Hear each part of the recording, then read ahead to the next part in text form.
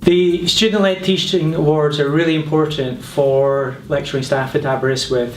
They're an opportunity for you, the student, to really demonstrate which lecturers have inspired you over your studies at Aberystwyth. The purpose of the awards is to show how incredible university is and how you can help to develop the university to be even better.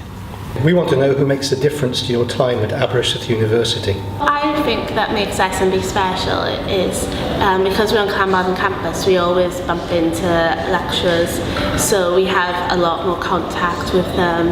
I think because it's such a broad department, you can cover the whole business rather than just one aspect of it. Maen nhw eisiau pwyntio allan gywir, maen nhw'n troi os chi ddim, a maen nhw'n cymryd amser yn eisiau bod pob disgwyl yn y dosbarth yn deall beth maen nhw'n neud. I think that we should give recognition to all the staff here who make our university experience a pleasurable one. I've noticed recently that lecturers really take on criticisms or feedback that we've given them, and I think that really helps just develop the environment within lectures and seminars. There's also a category for departmental admin staff. Those who assist you when you have queries about your course. And those who are there to help with submissions of assignments. Nid yw'r gwobrau ond yn canmol athrawon gwych.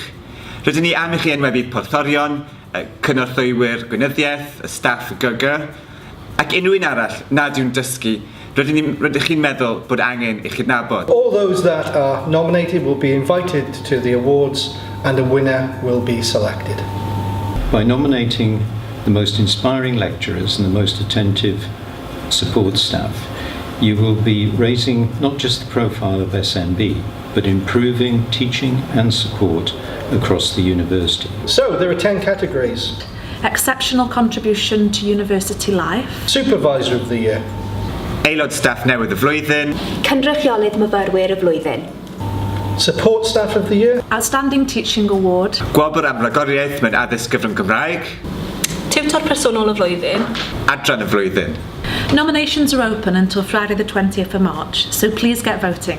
Go to www.abersu.co.uk/SLTA.